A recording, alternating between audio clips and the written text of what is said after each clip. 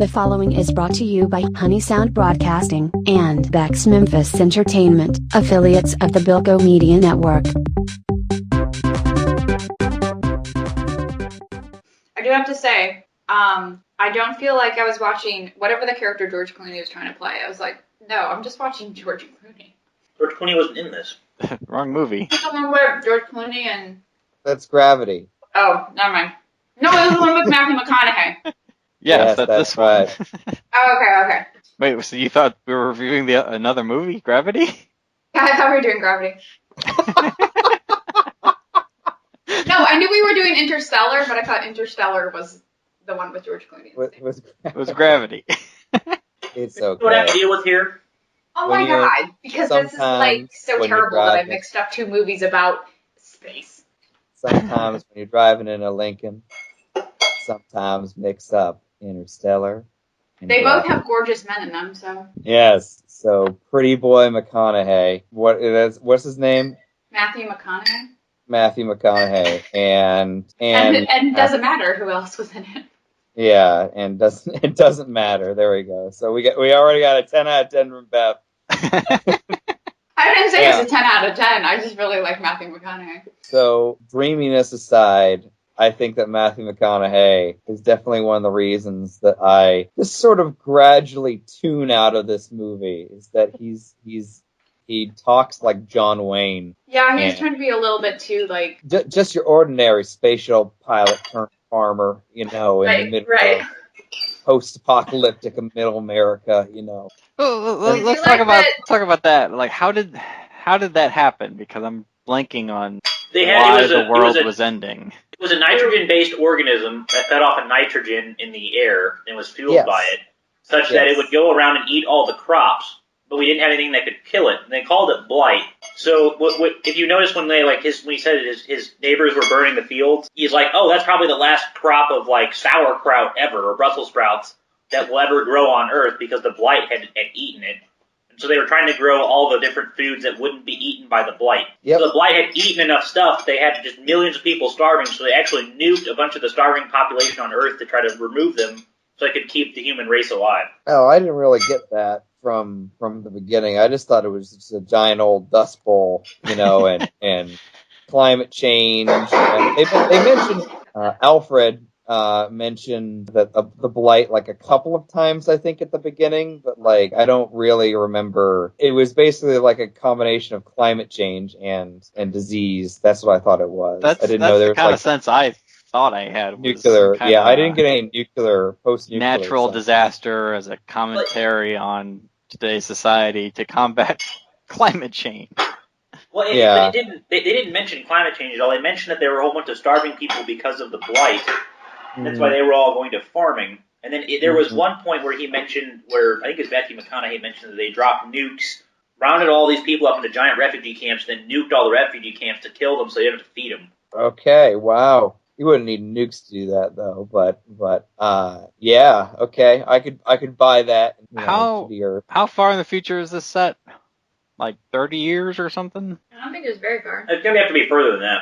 So So one of the things at the beginning it got my attention, but then looking back of it was really out of place. Is at the very beginning they have these interviews, these faux interviews with old people, and they're the impression that I got was these are people who are our age now or whatever in the future talking about what it was like going through the future, and all the crappy stuff along with that. It seemed like it wasn't super far.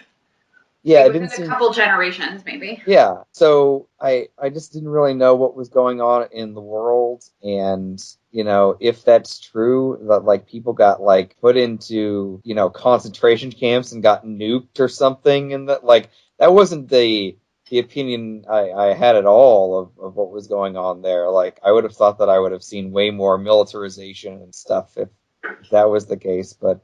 I mean, whatever, What I don't understand is in the very beginning, it's magic gravity woo-woo causes dust to fall on the floor in binary, in binary or something. Because of course, McConaughey's daughter, okay, A more convoluted way to send a message. Anything can only talk in binary, of course. Right. Why not the hex? What? No. The dex. Oh, hexadecimal. Yeah, I don't know.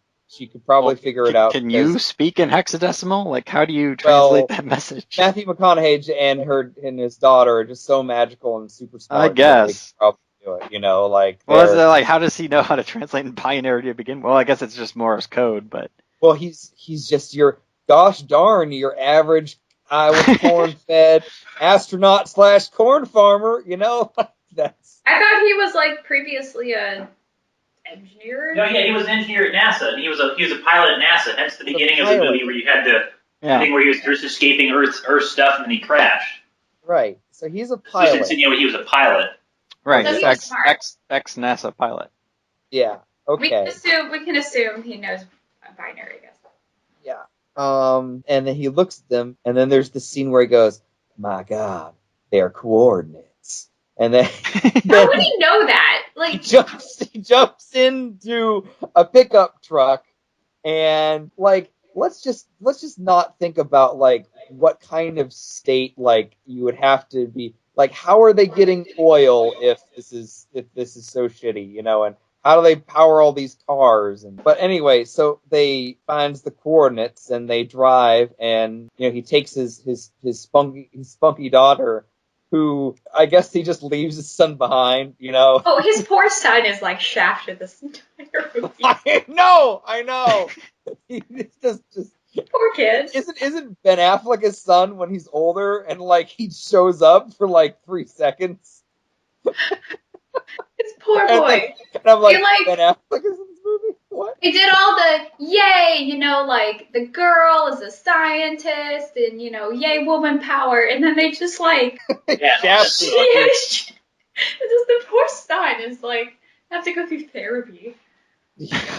Yeah. So anyway, where was I with this? Going off in his pickup. Oh, the coordinates. He just all of a sudden realized they were coordinates. And so his coordinates, the coordinates that magic gravity woo-woo dropped to him in binary, are the coordinates for me and Bill's favorite Stargate Command. Okay, he is shown winding up somehow at NORAD / Cheyenne Mountain. Right. And then he gets put into, you know, the mountain and gets debriefed. And who is it that we find there? It's not Strategic Air Command. It's not the Air Force. It's NASA for some reason, even though that Cheyenne Mountain isn't a launch facility of any kind. And that's what NASA... They're supposed to be like weren't they like totally defunded and they had to work in secret? And that's it. Yeah. So if Alfred can crack the code of gravity, which is apparently simple enough in the year 2077 or whatever this is to be written out on chalk on a blackboard. Okay, you know, I would think it would be, you know, cracking out MATLAB 17.0 or something to work this out. But apparently, this is something that we could have.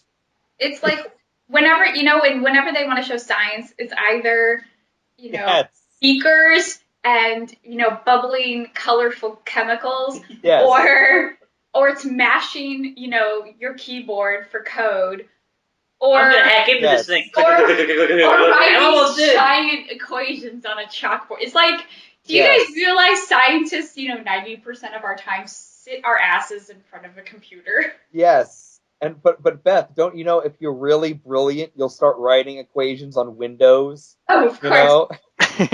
I missed that. I don't have a memo I didn't get the memo. I don't have a window next to my office. I know. But if you're really smart, you will just. That's why I guess I don't have the window. Yeah.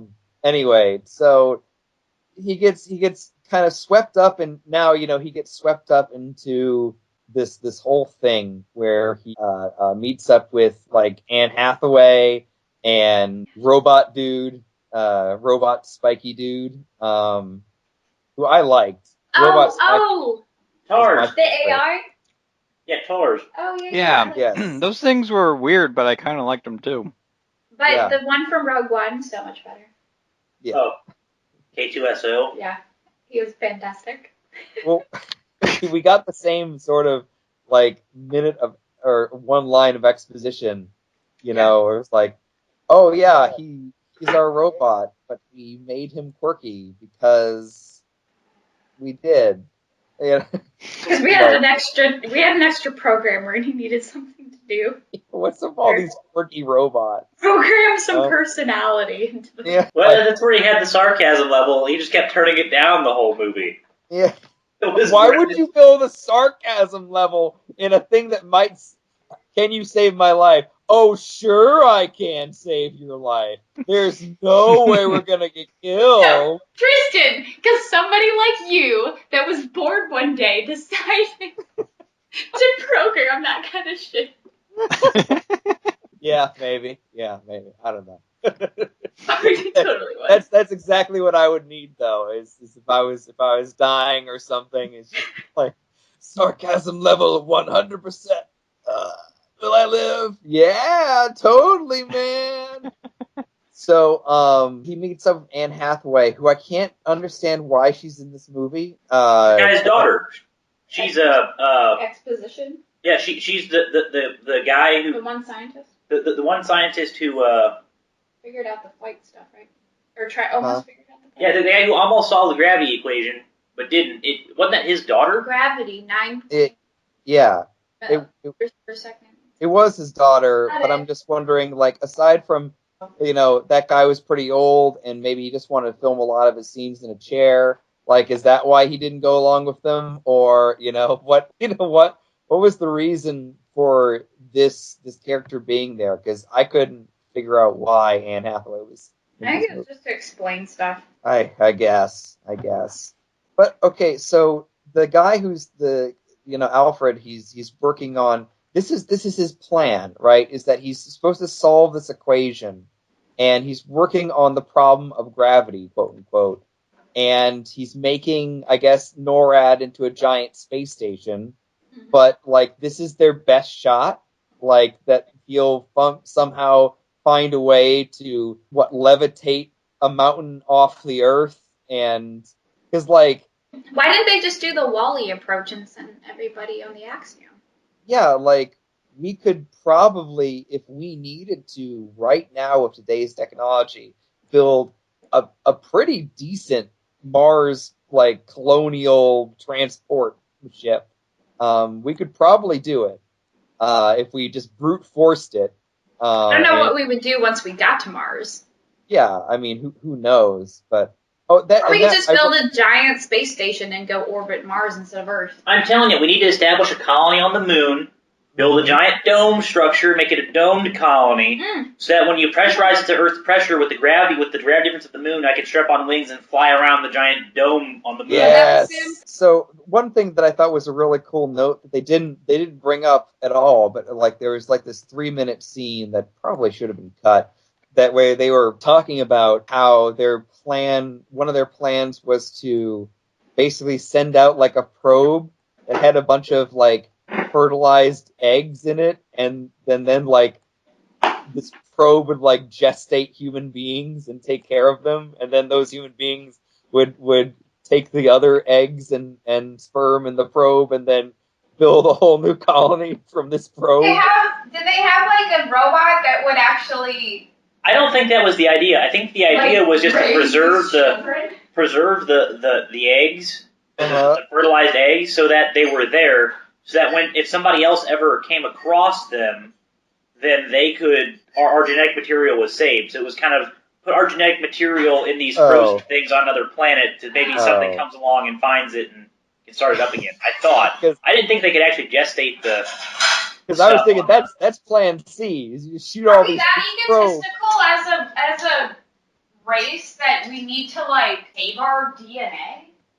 Yes. Honestly, I don't know. Maybe that's just having a different perspective on the world. But if the human race is gonna die, then it's gonna die. Like yeah. I think that breeding people from a little probe, from a Genesis probe, is a little too far. Okay, that's. I don't want my tax dollars going toward that. Well, I mean, who knows what, Matthew McConaughey's tax dollars are going to. It could be this. It's probably 50% of his paycheck is to the baby probe Plan C idea.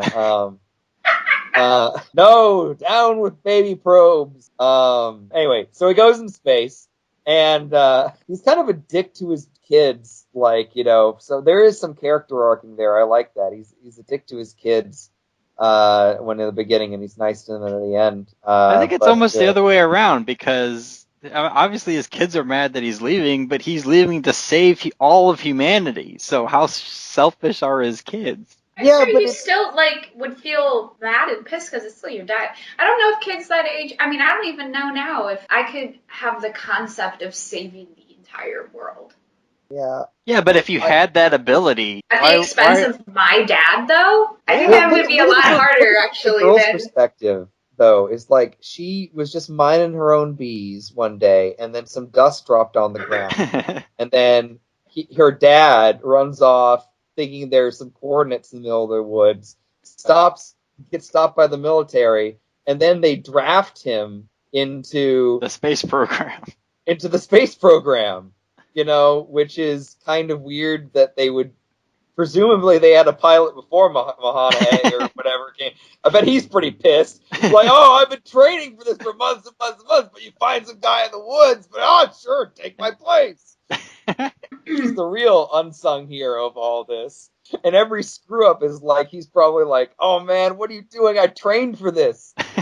Anyway, Ghani goes in space. And they can get to Saturn in 2 years now, which is interesting, which is not something we can do now. I looked up, in preparation for this, how long... Really? Yes, the Voyager probes and the Cassini probe. The Cassini probe launched in 1997 and got there in 2004. So that's 7 years to get to Saturn, but... The people that were originally working on that project were still working on it at the time. Okay, guys, I have to wait 7 years for my results. Yeah, I know. That's the thing about space probes. I haven't even been at my job for 7 years yet. I know. Yeah, I just had my 5. I've switched departments 2 times.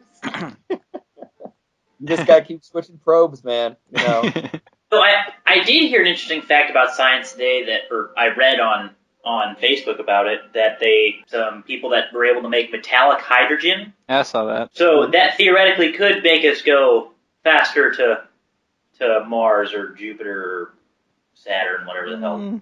It's just a better conductor. I don't know how that makes you go faster from a propulsion standpoint. The one that I read was because of the way it's done, it had to do with the way they said stuff. So the best rocket fuel we currently have right now is burning liquid hydrogen, liquid oxygen, and combining those together in a burn to go. Right. That's about 350 rocket seconds or whatever measure they use. ISP.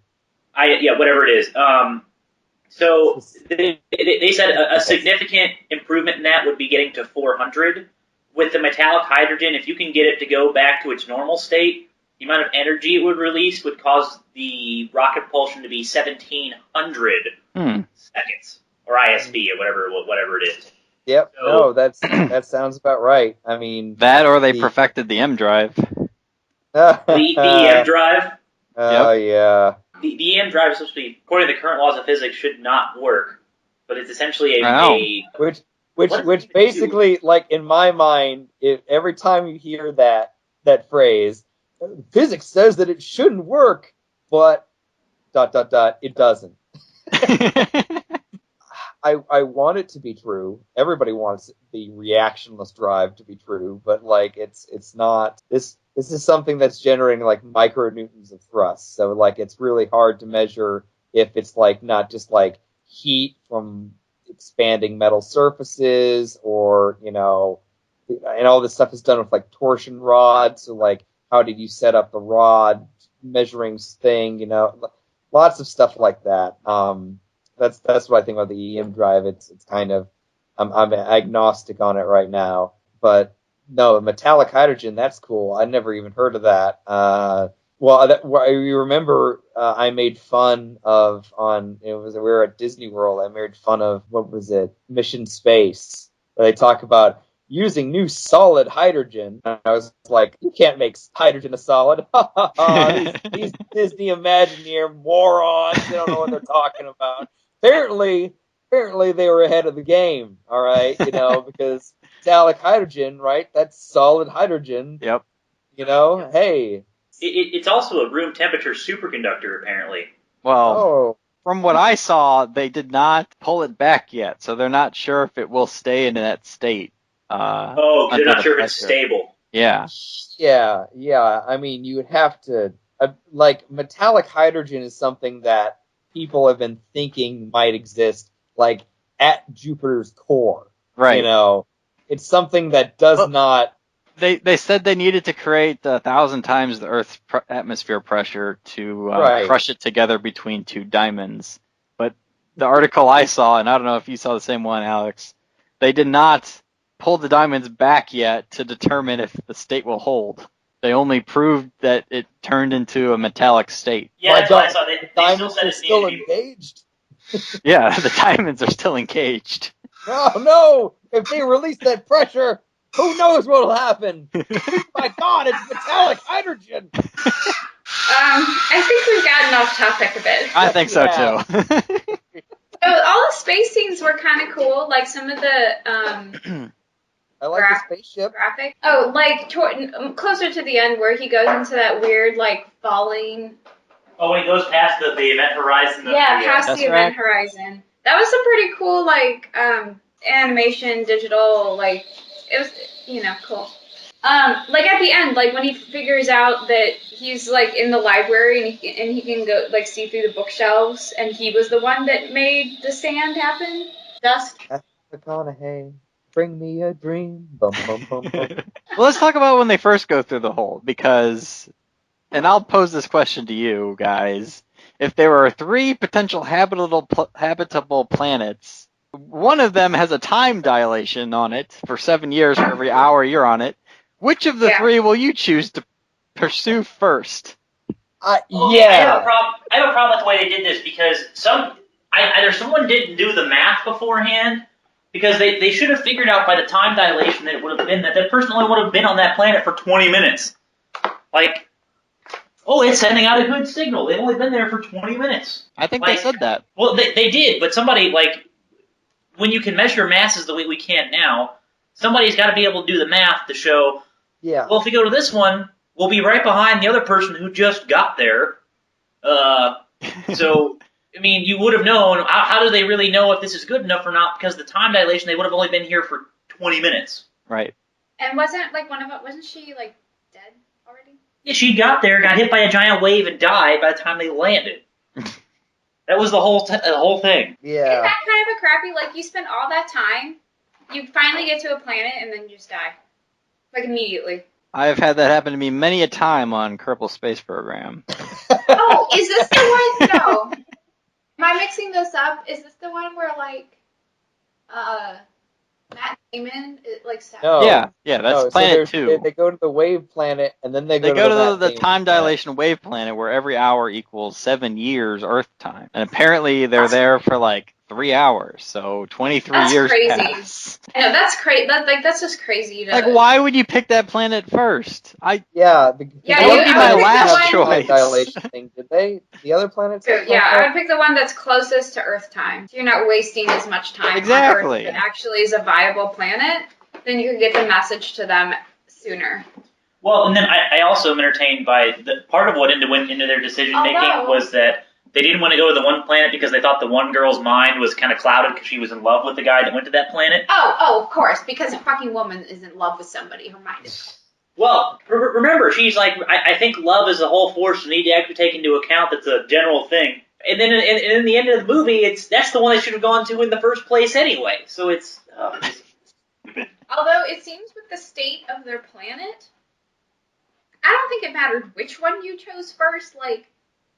They all seemed pretty bad. Even if it was the perfect plan, even if it was the perfect planet, with the time it takes to get there, evaluate it, and then because of the time dilation and then send a message back, do you really expect the human race to still be there? I mean, it could change in 20 years. Like, the technology could have been completely defunded, and they could have, like, revolted and destroyed anything, and now all the people are dead.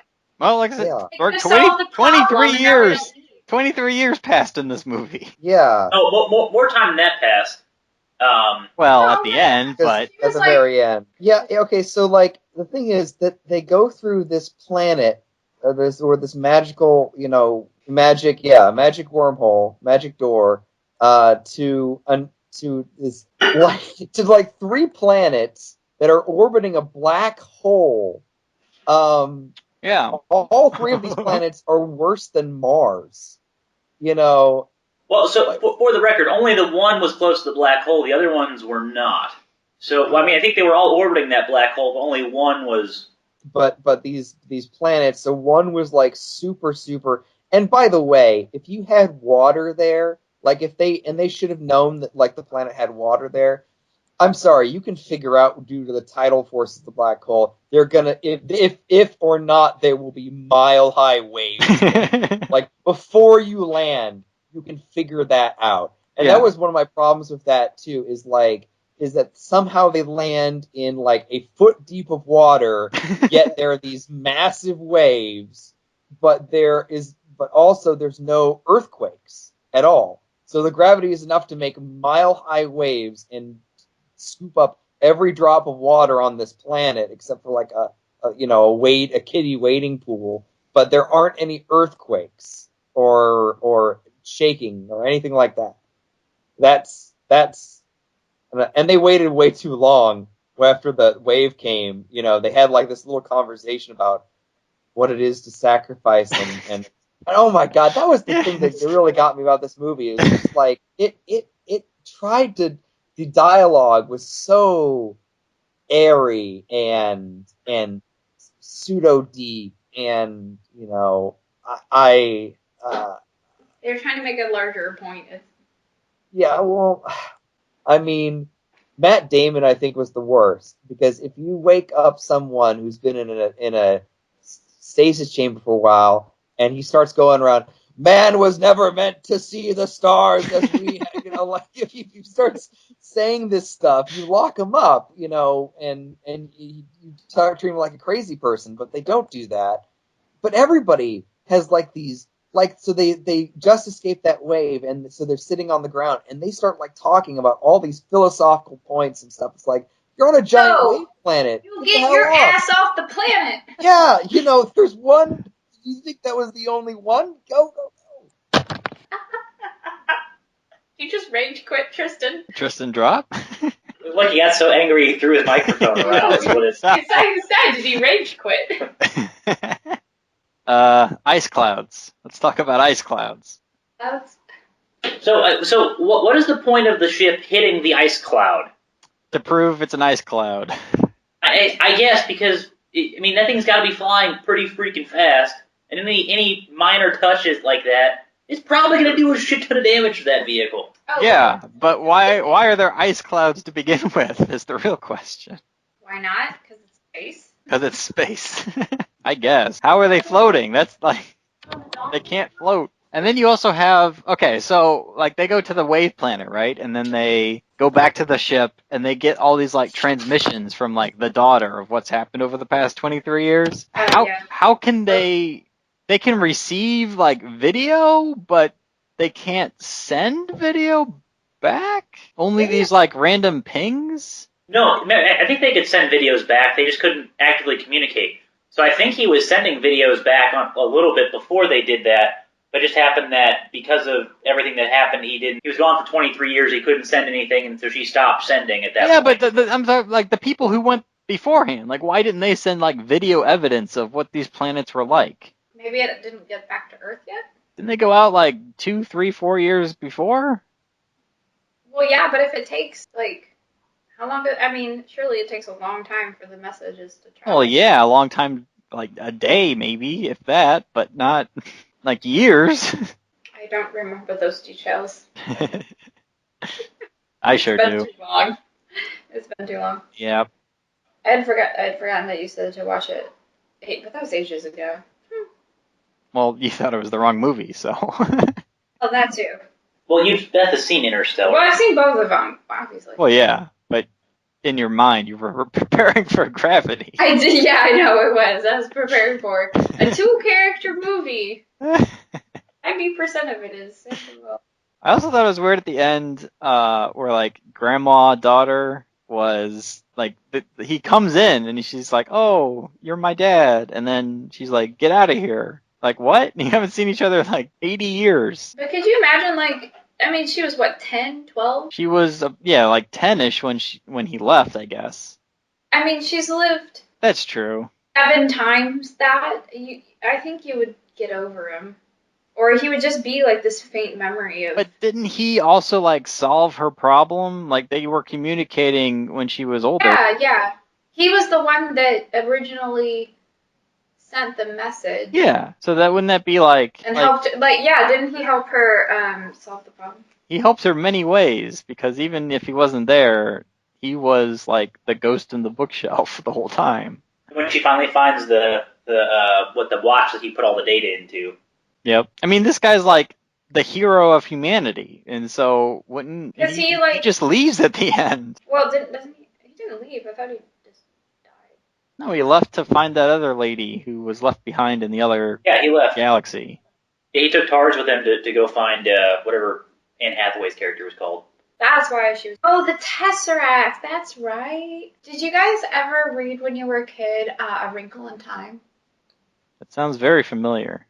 Yeah, didn't they make a movie about that? Maybe, but it's a fantastic the first part of a trilogy that's about like space travel, but it has a lot of like mathematics in it. It seems very, very familiar. Wrinkle in Time. You read it because the one thing I remember about it was this like alien blob that wanted to took over this planet by like mind power, was trying to take over the kids. And the one kid started citing Fibonacci sequence to counteract this guy's like mind control. The Nazi sequence? Fibonacci. You know, like 1, 1, 2, 3, 5. I thought you said Nazi, like 1, 1, 1. 1, 1, 2, 3, 5. Where you add the 2 previous digits. Oh, okay. But anyway, Tesseract. I'm reading Wikipedia. Cooper awakens in a space habitat. So he like communicates with his daughter, who somehow remembers this like 23 years later, solves it, and saves him. Oh, is that in the movie? Yeah, it just says he just like wakes up inside the like he helps his daughter solve the whole problem. Remember, because they have like the curved space. Yeah, the gravity problem, but then he just ended up like floating and drifting in space. I guess they picked him up out of space. Picked up his signal, picked him out of space, and saved him. Oh, at Murphy's request, Cooper and TARS leave to rejoin a still young Amelia on Edmund's habitable planet, where she and Case are preparing a new human colony. Oh yeah, preparing. Yeah, so because she left, it's like go populate our new world because Earth was dead by this point, and they couldn't use it anymore. So that was going to be the next home of humanity was that planet. He goes and finds her. Oh, they actually had a theoretical physicist as a scientific consultant. To ensure the depictions of wormholes and relativity were as accurate as possible. Because we know so much about them. From equations, we totally know what they look like, right? Yeah, but see, the issue I have is they've since figured out that black holes are not actually black. They're actually very bright. Yeah, because they just suck in the light. Well, they do, but then you realize, like with the time dilation, in the way that works, as you approach the event horizon, time slows down for everybody else so much that it takes an infinite amount of years to watch something cross the event horizon. So we never actually see something cross the event horizon. You see the light that it was making get smeared over the event horizon as it gets closer, but the event horizon is just this homologous thing of all the stuff slowly flowing into it, but you never actually see anything cross the horizon because of the time dilation. Astrobiologist said the blight, that even a voracious blight would have taken millions of years to draw down the atmosphere's content of oxygen. He also notes that the ice clouds should have been pulled down by gravity. Yep. But it's kind of one of those, like, They did a Harry Potter, basically. Like Harry Potter, book 3, where it's like the exact same thing. He knows what to do when he goes back in time because he saw himself do it the first time. He doesn't bother changing it? Or are you saying it's a paradox because he he knows what to do because he told himself what to do? I'm not getting into the whole like time paradox craziness. But I'm just saying, like, it's the exact same thing that Harry Potter did. Like, Harry Potter saw, like, himself cast the Patronus to save him from the Death Eater, or not the Death Eaters, those things. You know what I'm talking about. The Dementors. Dementors. So he knows when he goes back in time, he has confidence to make the Patronus because he's like, oh, I already did it. It was actually me doing it. And It's like the exact same thing. He figures out that, oh, he was the one that was doing it. So he just needs to do it again because he already figured, like, but yeah, the whole paradox thing is crazy. But wait, didn't he, like, try to yell at her through the bookshelf not to let himself go on the mission? He did, because if you watch the first part of the movie, she says, I deciphered what the book said. It says, don't go. And he doesn't change his mind. So and why... he's yelling at it. Maybe I'm forgetting the movie, but did he change his mind? Because why did he give himself the coordinates then? Wouldn't he just not have given himself the coordinates if he didn't want himself to go? Sure. He could have just not... But why did... Yeah, good question. If he didn't want himself to go, why would he give him the coordinates? I guess he still wanted to save... humanity? Earth. But then why bother say, oh no, don't go? Lord knows. Because those people were going with or without him. The fact that he just happened to show up, like Tristan said, they probably already had a pilot lined up. Motivation of characters in movies always puzzles me sometimes because it seems that whatever characteristics they establish at the beginning often conflict with their decisions later on. Yeah. Well, okay, so they're just acting this way because the plot needs them to. Either that or they just have such a short amount of time to fully establish a character. Murph. Who names their kid Murphy? That's what I was wondering too. Like, that's just the weird... Their daughter, Murphy. I mean, I could see maybe if it was a guy, but... Why not Marianne or Llewellyn? I don't know. Murph. So, overall thoughts? Did you guys like the movie? Hated the movie? Wish you never saw it? It's a Christopher Nolan movie. I loved it. I wouldn't go that far. I think for what the movie was, it had a decent story. It had some interesting principles on physics that not many other movies touch. I mean, it had points where it broke a whole bunch of different laws. But I think overall, I enjoyed the movie. I mean, it was still a sci-fi like movie, but it wasn't like so sci-fi, like Star Trek sci-fi. Mm-hmm. It was more down to earth. I liked it. I think I would suggest if you don't have a good sound system, see it in theaters because it is Hans Zimmer, and Hans Zimmer is fantastic at doing the music for movies. I wouldn't see it in theaters because of like the story. Yeah, I'm glad I watched it, but I can't exactly say I necessarily liked it.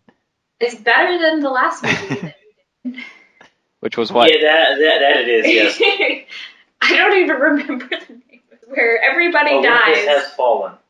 Oh, London has fallen. The America movie. London has fallen. It was better than London. It was so much better than that. I'll give it that. This has been a presentation of Honey Sound Broadcasting and Bex Memphis Entertainment, affiliates of the Bilko Media Network.